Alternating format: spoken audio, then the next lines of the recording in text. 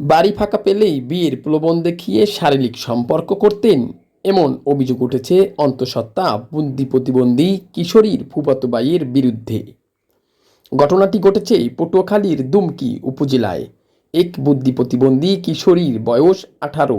একাধিকবার তাকে জোরপূর্বক শারীরিক সম্পর্ক করতেন তার ফুফাতো ভাই।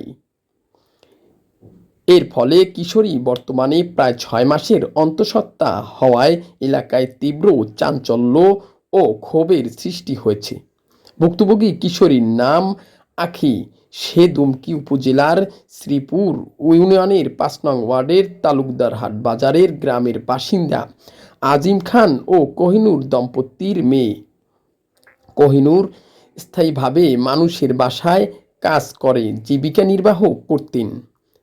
পরিবার ও স্থানীয় সূত্রে জানা যায়, প্রায় 5 মাস আগে আখিনুরের ফুফাতো ভাই সাইফুল তার বাড়িতে আসেন।